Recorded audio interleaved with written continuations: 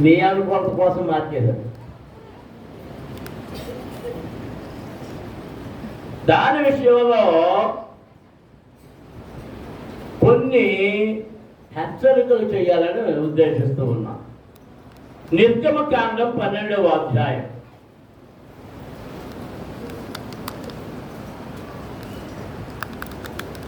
43వ వచనం నుండి 48వ వచనం వరకు చదువుదాం.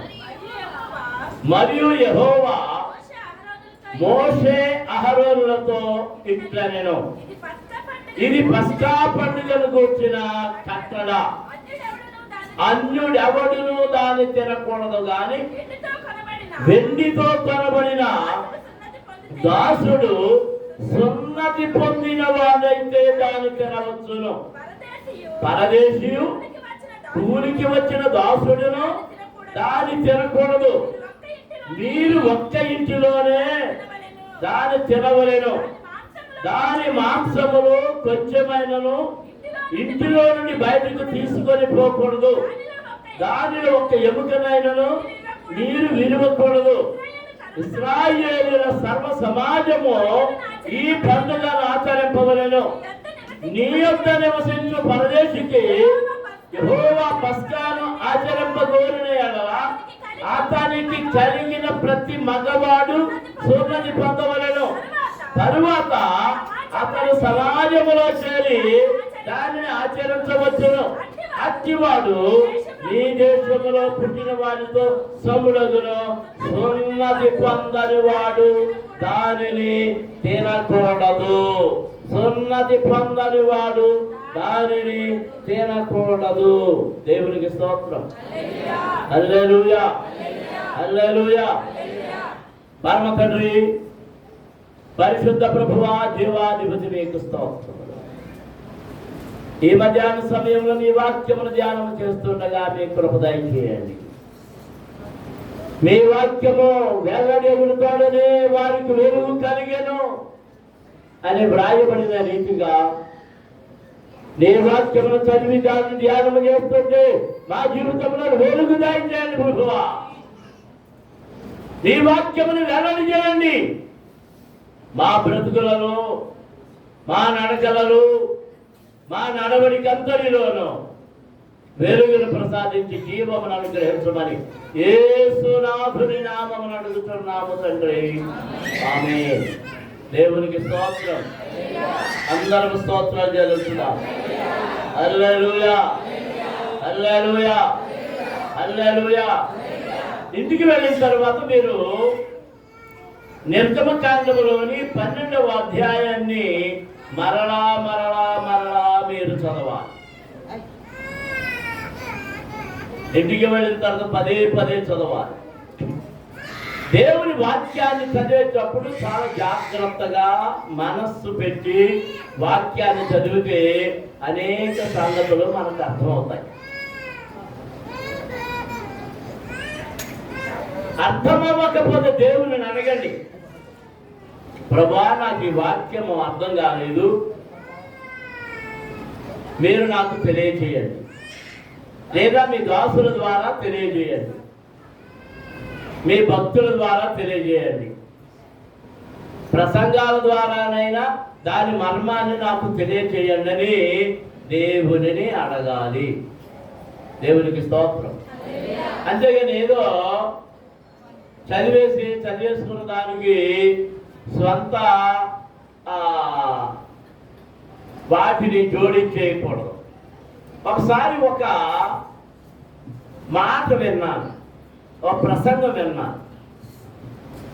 నవ్వాలో ఏడవాలో అర్థం కాలేదు.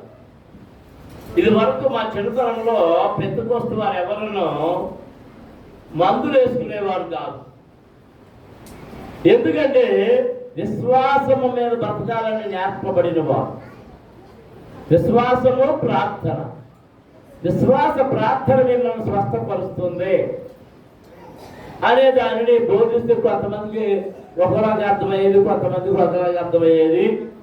అర్థమైన వారు మంచిగానే అర్థం చేసుకున్నారు. నాలాంటి వాడు అప్పుడు ఉన్నాడు, ఆడు బాధపడే, మీరు మందులు వేసుకోకూడదు, మందులు వాడొద్దని బైబిల్లో వ్రాయబడి ఉంది. ఏమని చెప్పండి. చాలా మంది ఆ మాటకి వాడేవారు కాదు.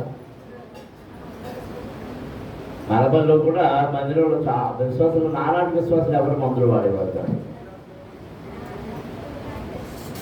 ఆ రోగులైనటువంటి వారిని మందిరానికి తీసుకొచ్చి ఆ మంచాలతో తీసుకొచ్చి ఆ మంచాల మీద పట్టుకోబెట్టి ఇచ్చేస్తే ఆ మోర్ని వెనక భాగంలో మోర్ని పట్టుకోబెడితే అక్కడ ఏరి చుట్టూ ఏరి ప్రార్థన చేసేవాడు. ఎంతో మంది బాగుపడి వెళ్ళేవాడు. అలాగా దొమ్మించి లీలమ్మ గారిని ఆవిడ ఇది పుగాది పట్టణానికి వెళ్తే దెయ్యం పట్టుకుంటే తీసుకొచ్చేది. ఆవిడ తీసుకొచ్చి మందిరంలో పెట్టారు. 3 రోజులు మందిరంలో ఉంది. ప్రార్థన చేస్తే చివరికి వెళ్ళిపోయింది అనుకోండి. ఆమె ఏం చెప్పిందంటే, నేను కొండ దేవతనని చెప్పింది. కొండ దేవతను పట్టుకున్నాను ఇవి అని. సరే వదిలేశారు.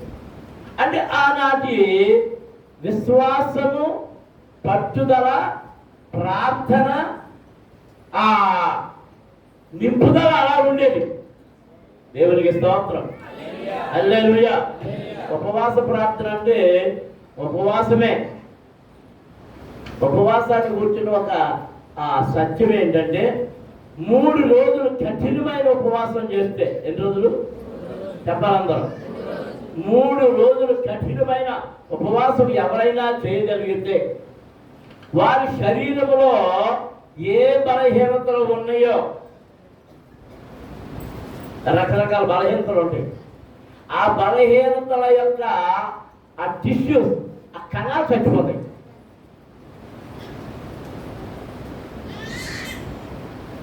అర్థమైందా? దేవుడు మనుషుని వారం రోజులు 6 రోజులు పనిచేస్తూ 7వ రోజు ఏం చేయమన్నాడు? విశ్రాంతి, శరీరానికి విశ్రాంతి. అలాగే వారంలో 1 రోజు ఉపవాసం ఉండాలి. ఎందుకంటే నువ్వు తిన్నవన్నీ సంపూర్ణంగా అరిగిపోవడం వల్ల ఉపవాసం ఉన్న రోజున ఆ కడుపంతా క్లీన్ అయిపోతుంది.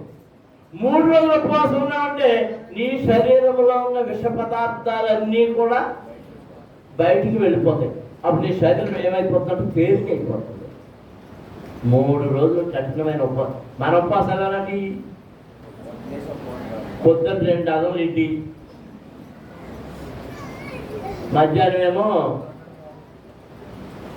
2 లీటర్ల బత్తాయి రసం, సాయంత్రం ఏమో ఏంటి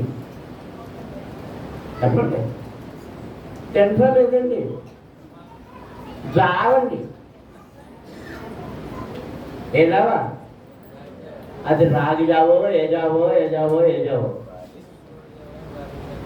జావా. ఇంకేంటి ఉపవాసం? నిన్ను తాగలయ్యా, ఇవ్వాల్సిందంతా ఇచ్చేసావు. ఇంకా మామూలుగా తినేదానికంటే రెట్టింపు.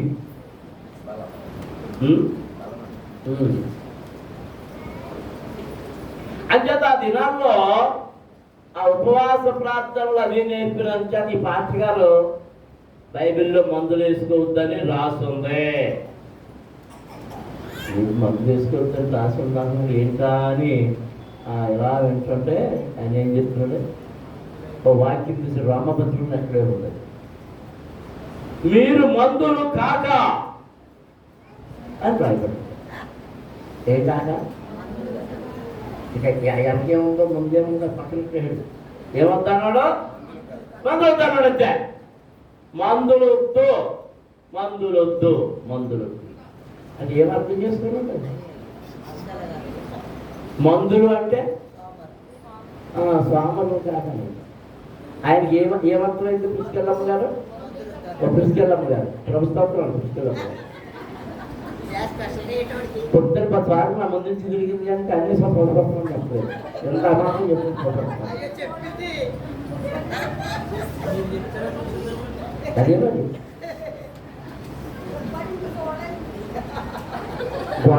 బాగా చెప్పేది మామూలు చూడనప్పుడు ఇది నేర్చుకోండి.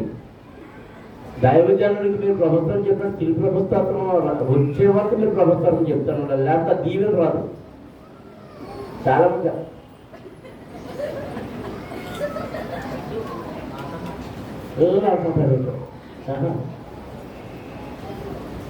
దైవ సేవకుని దగ్గరికి మీకు వచ్చేది ఏంటో తెలుసా? ఆశీర్వాదం. నువ్వు నమస్కరించినప్పుడు, ఆ శుభవచనం పలికినప్పుడు, తిరిగి శుభవచనం పలికితే ఆయన ఆ సమాధానం నీకు జాగ్రత్తది. అందుకు ఏం జాగ్రత్త? ఇప్పుడు నో పీస్. ఇప్పుడే ప్రయోజనం. మా అబ్బాయి అదే నేర్చుకున్నా. మా అబ్బాయికి నేను మళ్ళీ తిరిగి తిరిగే వరకు అలాగే నిలబడి ఉండేది.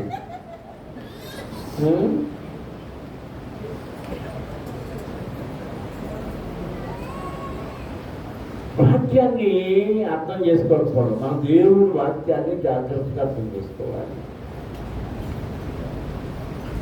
దేవుని యందు నమ్మిక ఉంచాలి. మనం చదివిన లేఖన భాగంలో ఇక్కడ ఏమి రాయబడుతుందంటే, పస్కా పండుగను గూర్చిన కట్టడ, అన్యుడెవడును దానిని తినకూడదు. ఈ పస్కా పండుగలో అక్కడ చేయబడిన రొట్టెలు పులియని రొట్టెలు, ఆ పులియని రొట్టెలను అన్యుడు ఎవ్వడును తినకూడదు. అందరూ దేవునికి స్తోత్రం చెల్లిస్తున్నాం. హల్లెలూయా. పస్కా పండుగలో ఏ రొట్టెలు చేయాలి? ఈ 12వ అధ్యాయం అదే. ఈ 12వ అధ్యాయం అంతా ఇంటికి వెళ్ళి ఎందుకు చదువుకోమన్నానంటే, అదే చూడండి 12వ అధ్యాయం 5వ వచనం చదువుదాం. అన్ని ఆ గొర్రె పిల్లలను భుజించుటకు ప్రతి వారి భోజనము పరిమితిని బట్టి వారిని లెక్కింపవలెను. నిర్దోషమైన యాదాది మగ పిల్లను తీసుకొనవలెను.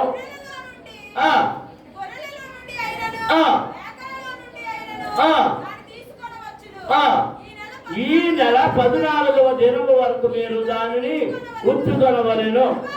తరువాత ఇశ్రాయేలు సమాజపు వారందరూ తమ తమ కూటములలో సాయంకాలమందు దాన్ని చంపి దాని రక్తము కొంచెం తీసి తాము దాన్ని తిని ఇళ్ళ ద్వార బంధపు 2 నిలువు కమ్ముల మీదను పై కమ్మి మీదను చల్లి, ఆ రాత్రియే వారు అగ్ని చేత కాల్చబడిన ఆ మాంసమును పొంగని రొట్టెలను తినవలెను. చేదు కూరలతో దానిని తినవలెను. దేంతో తినాలి? చేదు కూరలతో. పొంగని రొట్టెలు. ఏ రొట్టెలు? మీరు ఇడ్లీ వేయడానికి పప్పు ఎప్పుడు నానబెడతారు? పొద్దున్న. అదేం పిండి? పులిసిన పిండి. ఏ పిండి? పులిసిన పిండి. దోశలు వేసుకుంటాం. ఏ పిండి? కొట్టుకొని తెచ్చేస్తారు దోశ పిండి. ఏం తెచ్చేస్తుంటారు. అవన్నీ ఏ పిండిలు? పులిసిన పిండి. ఇక్కడ పస్కా పండుగ సమయంలో ఏ రొట్టెలు చేసి తినాలి? పులియని రొట్టెలు, పులియని పిండి. పిండి దంచుకోవాలప్పుడు. అందరూ దేవునికి స్తోత్రం జరుగుతుందా? హల్లెలూయా. మన సంఘములో ఇది పెద్దయ్య గారు నేర్పింది. వాటికి ఆ పూర్వకాలం నేర్పబడింది. రొట్టె విరిచే సమయంలో అప్పటికప్పుడు ఆ పిండి దంచి, ఆ పిండి వచ్చిన ఉంటాడు రొట్టె తయారు చేయాలి. నేను చేస్తున్నది ఏంటంటే ఒక ద్రాక్షారసమే అప్పటికప్పుడు తయారు చేస్తాను. ఆ రొట్టె పిండి ఎప్పుడుది? రొట్టె పిండి ఎప్పుడుది? ఇంకా నయ్యో మిగిలిన సంఘాలు అన్నీ ఏంటి తెలుసా? ఆ రొట్టెలు కూడా ఏం తెచ్చేస్తున్నారు. ఒకసారి ఒక చోటకి వెళ్ళాను, మన సేవకులే వెళ్ళాను. అయ్యగారు రొట్టె ఇవ్వాలండి. అరే రొట్టె తయారు చేస్తారా అంటే సిద్ధం చేస్తావా అని అడిగాను. ఏంటంటే కొట్లో బల్ల దొరుకుతుంది కదా అని తెచ్చేస్తాను. అది ద్రాక్షలో అన్నాను. అదే తోపుపాల తెచ్చేస్తానండి. ఏంటంటే బన్నాను అడిగేమర్థమైంది, నీకేమర్థమవుతుంది? ఇది ఇప్పుడు మనకి మస్కా పండుగ టైము అన్నప్పుడు ఉపవాసాలు చేస్తాడు. ఎక్కడేముంది మస్కా పండుగ టైంలో ఏం చేయమని ఉంది? అమ్మ విజయ ఏం చేయమని?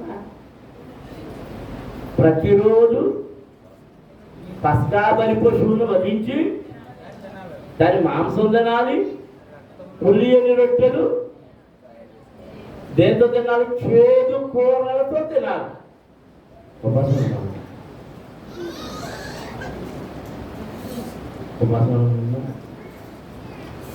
పులియని రొట్టెలు పండుగ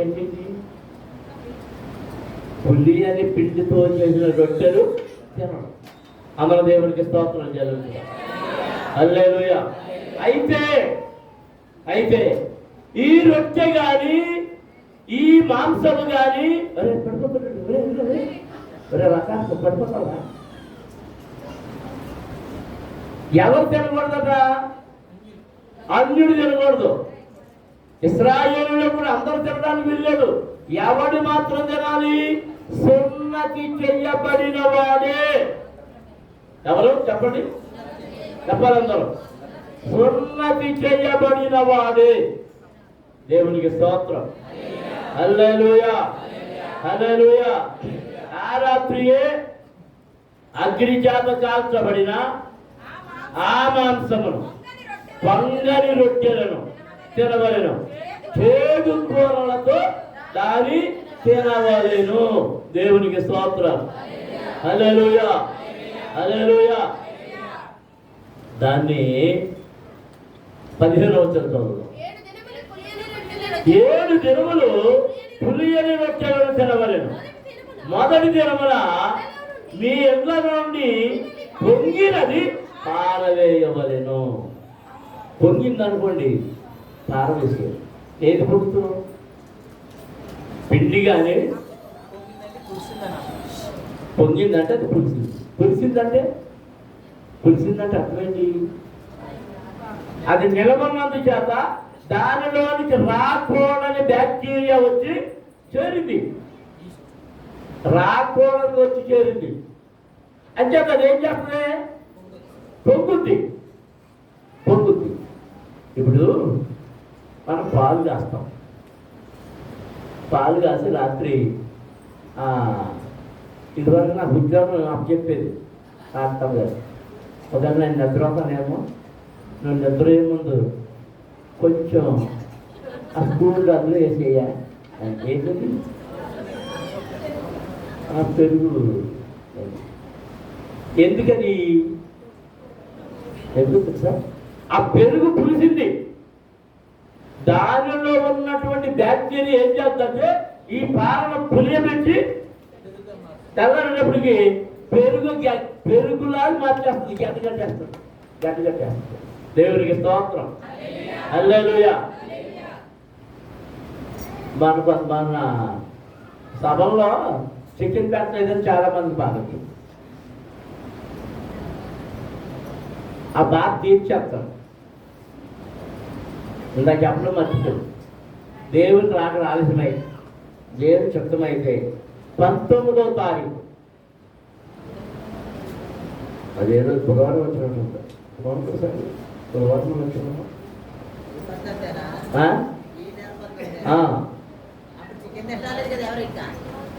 ఎందుకు తినట్లేదు? 19వ తారీఖు అంటే మరి నెల అయిపోతుంది కదా. బుధవారం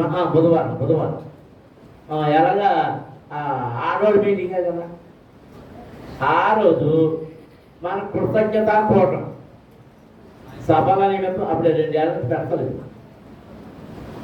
సభల నిమిత్తం సభలలో దేవుడు మనకు సహాయం చేసినందుకు కృతజ్ఞతగా కూడుకుని ప్రభువుని ఆరాధించుకుందాం, స్తుతించుకుందాం, మహింపరుచుకుందాం, ఆయనకు స్తుతులు చెల్లించుదాం. ఎంతమందికి ఇష్టం వాళ్ళందరూ చేతులెత్తి స్తోత్రం చెల్లించాలి. హల్లెలూయా. అది కోరుకోర పెట్టాలని కొంచెం ప్రశాంతంగా లేచిన చేతులు.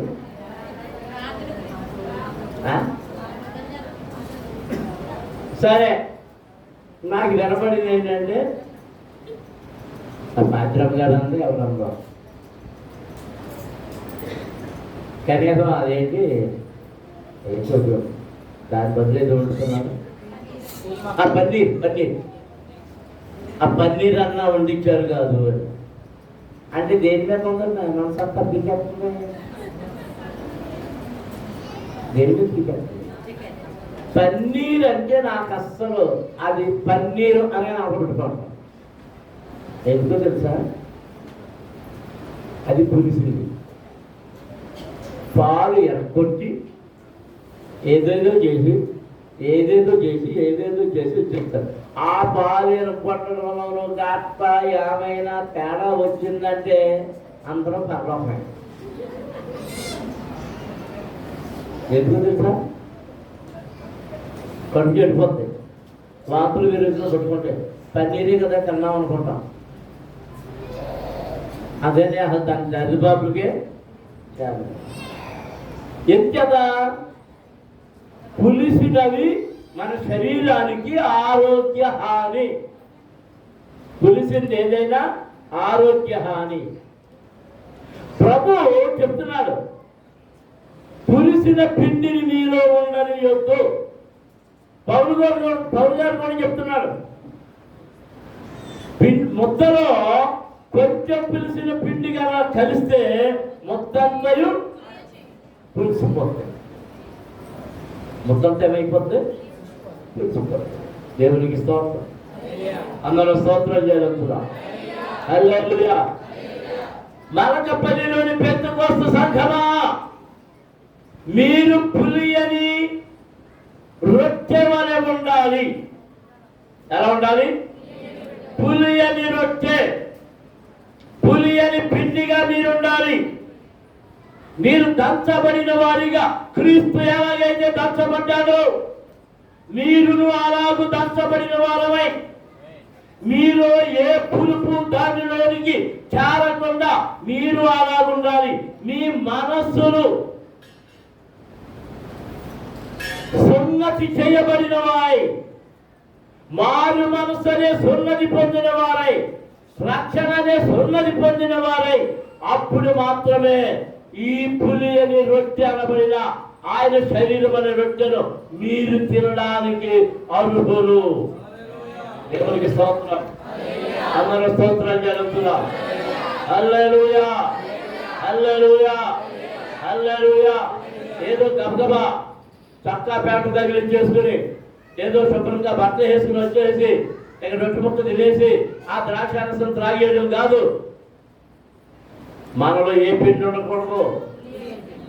పులిసిన పిండి ఉండకూడదు. మనము పులియని పిండిగా ఉండాలి. అప్పుడే దంచబడిన పిండిగా ఉండాలి. అప్పుడే ద్రాక్షలో నలగొట్టబడిన ద్రాక్షారసముగా, ఆ గానుగలో నలగొట్టబడిన ద్రాక్షారసముగా ఉండాలి. దేవునికి స్తోత్రం. హల్లెలూయా. సంగమునకు వచ్చేవాడైనా సరే అక్కడ మనం చూద్దాం. చూడండి 43వ వచనంలో, ఇది పస్కా పండుగను కూర్చున్న కట్టుల అన్యుడెవడును దాన్ని తినకూడదు గాని వెండితో కొనబడిన దాసుడు సున్నతి పొందిన వాడైతే దానిని తినవచ్చును. వాడు దాసుడు, వెండితో కొనబడ్డాడు, మందిరానికి వస్తున్నాడు, ఆరాధనకు వస్తున్నాడు, సంఘ సభ్యుడిగా చేర్చబడ్డాడు. ఆయనంత మాత్రాన్న ఆ రొట్టె తినడానికి వీలు లేదు. మరి ఎప్పుడు తినొచ్చు? వాడు ఎప్పుడు తినొచ్చు? సున్నతి పొందిన వాడైతే. ఏం పొందిన వాడైతే? చెప్పండి అందరూ. సున్నతి పొందిన వాడైతే, మనసు మారిన వాడైతే, మారు మనసు పొందిన వాడైతే, దుష్ట క్రియలన్నీ మారిన వాడైతే, దుష్ట తలపులన్నీ ప్రక్కన పెట్టిన వాడైతే, ఇతరుల గురించి అసూయపడకుండా క్రీస్తు యొక్క స్వభావము క్రీస్తు యొక్క స్వరూపము ధరించుకున్న వాడైతే, సున్నతి పొందిన వాడైతే దానిని తినవచ్చు. దేవునికి స్తోత్రం. అందరం స్తోత్రాలు చేయాలంటున్నాం. హల్లెలూయా, హల్లెలూయా. నీ యొద్ద 48వ వచనంలో, నీ యొద్ద నివసించు పరదేశి యెహోవా పస్కాను ఆచరింపగోరిన యెడల అతనికి కలిగిన ప్రతి మగవాడు సున్నతి పొందవలెను. తరువాత అతడు సమాజములో చేరి దానిని ఆచరింపవచ్చును. దేవునికి స్తోత్రం. అందరం స్తోత్రాలు చేస్తున్నాం. హల్లెలూయా, హల్లెలూయా. లోకములో సాతానుడు రకరకాలుగా వచ్చి ఈ పస్కా చెయ్యక్కర్లేదు, పాటించక్కర్లేదని చెప్తాడనే ప్రభు తాను వెళ్లే ముందు రాబోయే దుర్బోధలు తెలుసు కనుక ఆయన ఏం చెప్పాడంటే, ఆ పస్కా పండుగలోనే ఆ సాయంత్రపు వేళ ఆ తన శిష్యులను కూర్చోబెట్టుకుని వారితో అంటున్నాడు, ఆయన రొట్టె విరిచి, ఇది నా శరీరము అనబడిన రొట్టె, దీనిని తినండి. ఇక మరలా నేను మీతో తినలేను ఇంకా, కానీ మీరు నేను వచ్చే వరకు దీనిని ఆచరించండి, విత్తనండి. ఆ ద్రాక్ష పాత్ర తీసుకున్నాడు, దానిని ఇతరులకు ఇస్తూ, ఇది నా రక్తము, దానివల్ల నేనైనా నిబంధన, నీకు నాకు నిబంధన, దీనిలో మీరు త్రాగండి, నేను వచ్చే వరకు దీనిని చెయ్యండి. దేవునికి స్తోత్రం. దాని తర్వాత శిష్యులు దాన్ని పాటించారు, పౌలు దాన్ని పాటించాడు. పౌలు తన పత్రికల్లో ఉటంకించాడు కనుక ఇప్పుడు ఏమన్నారండి, ఆ రొట్టె తినాలి, ద్రాక్షారసం త్రాగాలని చెప్తాడు. లేకపోతే అప్పుడు ఏం చెప్తారంటే అందరూ అయిపోయింది, అది ధర్మశాస్త్రం, అది అయిపోయింది, ఇంకా అక్కర్లేదు అందరూ. కానీ యేసు ప్రభు దీనిని కొనసాగింప చేయడానికే ప్రవేశపెట్టాడు. ఆయనే ఆ పరిపశువుగా ఆ శిలువలో వేలాడు ద్వారా దానిని కొనసాగింపుగా మనకు అనుసరించాడు. దేవునికి స్తోత్రం. అందరూ స్తోత్రాలు చెల్లించుదాం. హల్లెలూయా, హల్లెలూయా. అట్టివాడు మీ దేశంలో పుట్టిన వాడితో సమడదును, సున్నతి పొందని వాడు దానిని తినకూడదు. ఎవరు తినకూడదు చెప్పాలి అందరూ. అందుచేతే నేను చాలాసార్లు మా బాధ్యత చెప్పాను, మరి ఏం చేస్తున్నారో నాకు తెలీదు. మిగిలిన ద్రాక్షారసం, మిగిలిన రొట్టె కేవలం బాప్తిసం పొందిన వారు మాత్రమే తినాలి, త్రాగాలి. పిల్లలకి దాన్ని ఓ రొట్టె ముక్క ఇవ్వడము, కొంచెం పట్టించడము, ఎలాంటివి పిల్లలకి కూడా చేయకూడదు. ఫ్రెండే కదని ఫ్రెండ్కి ఇవ్వడము అలాంటివి చేయకూడదు. అట్టివారు సమాజములో నుండి, సంఘములో నుండి, ఆయన పుస్తకములో నుండి వారి పేరు ఏం చేయబడుతుంది? కొట్టివేయబడుతుంది. దేవునికి స్తోత్రం. హల్లెలూయా, హల్లెలూయా. నా చిన్నతనంలో చాలా గ్రహించాను. పట్టుకెళ్ళేటప్పుడు మిగిలిపోయిన తర్వాత తెచ్చేటప్పుడు కూడా మా అమ్మ నన్ను ముట్టుకొని ఇచ్చేది, మీరు ముట్టుకోకూడదురా అని చెప్పి. నేనే పట్టుకొస్తాను, నేనే పెట్టుకొస్తాను. అమ్మే లోపల పట్టుకొచ్చేది, అమ్మే లోపల తెచ్చేది. ఆ రొట్టె ఏమైనా ద్రాక్షారసం మిగిలిపోతే ఆ విశ్వాసం, సీనియర్ విశ్వాసం పిలిచి, ఇది రండి, ఇది మిగిలింది తిందామని వాళ్ళతో నాకు పెట్టవా అని సరే అడిగారు. నువ్వు తినకూడదు, పిల్లలు పెట్టకూడదు. దాంట్లో ఒకసారి ఒక సంఘటన జరిగింది. అది తెస్తున్నప్పుడు, తెచ్చిన తర్వాత అది పెడుతున్నప్పుడు ఏంటి పెడుతున్నప్పుడు ఆ హడావుల్లో చెయ్యి తగిలి కొన్ని తొరకలు చెంత రాలిపోయింది. ఏ తొరకలు? రొట్టె తొరకలు. 10 రోజులు ఏడుస్తా ప్రార్థన చేసిందమ్మా. ఏమ్మా ఏంటి పడిపోయినాయి కదా అంటే, ఇదేదో చెడు చూపిస్తుంది, సంఘము ఏదో విచ్ఛిన్నం కాబోతుంది, ఎవరో విశ్వాసులు సంఘము నుండి బయటకు వెళ్ళిపోబోతున్నారు, ఇది గుర్తుంది అని చెప్పింది. అలాగే కొంతకాలానికి సంఘంలో సమస్యలు వచ్చినాయి, కొందరు విశ్వాసాలు బయటపెట్టారు. మరి మీరు ఏం చేస్తున్నారు నాకు తెలియదు. రొట్టె అయిన తర్వాత వాళ్ళు నిర్లక్ష్యంగా ఏమని యోచించదేమంటాడు, ఇది ప్రభువు శరీరం అని యోచించాలి. ఎవరి శరీరం? ఆ రక్తం ఎవరిది? ఎవరు దాన్ని ముట్టుకోవాలి? కేవలము పరిశుద్ధులు, పవిత్రులు, యథార్థవంతులు, నీతిమంతులు, ఏ అపరాధము లేని వారు, యోగ్యమైన వారు మాత్రమే దాన్ని ముట్టుకోవాలి, దాన్ని తినాలి, దాన్ని త్రాగాలి. అయోగ్యులు దానిని ముట్టడానికి వీలు లేదు. ఆయన యాగ పశువు అయిపోయాడు. పస్కా బలి పశువుగా ఆయన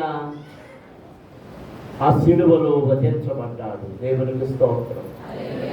హల్లెలూయా, హల్లెలూయా. అందరము స్తోత్రాలు చెల్లించుదాము. హల్లెలూయా, హల్లెలూయా. దేవుని పిల్లలారా, ఏదో అలవాటుగా వచ్చి మొదటి ఆదివారం తిని వెళ్ళొద్దు. పవిత్రంగా ఉండండి. ముందు రోజంతా పవిత్రంగా ఉండాలి, పరిశుద్ధంగా ఉండాలి. మీరు రొట్టెని తిని వెళ్ళి మరలా మామూలు జీవితంలోకి వెళ్ళే వరకు చాలా పరిశుద్ధంగా ఉండాలి, చాలా పవిత్రంగా ఉండాలి. అయోగ్యమైన మాటలు మీ రొట్టెలు రాకూడదు, అయోగ్యమైన చూపులు చూడకూడదు, అయోగ్యమైనవి ఏమీ వినకూడదు. పూర్తిగా ఎవరితో అట్టు కట్టుబడి వేయబడేవాళ్ళంటే క్రీస్తుకు అట్టు కట్టుబడాలి. మాటలు చెప్పి ప్రార్థన చేసుకుంటారు. మారు మనసు లేని వారు, పడిపోయిన వారు, జారిపోయిన వారు, మరలా ఊపిలోనికి చిక్కిపోయిన వారు దానిని తినడానికి అర్హులు కాదు. స్తోత్రం. హల్లెలూయా, హల్లెలూయా, హల్లెలూయా, హల్లెలూయా, హల్లెలూయా, హల్లెలూయా.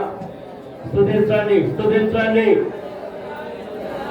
గట్టిగా దేవుణ్ణి స్తుతించండి. ఆయన నామాన్ని మహిమపరచండి. ఆయనకే మహిమ.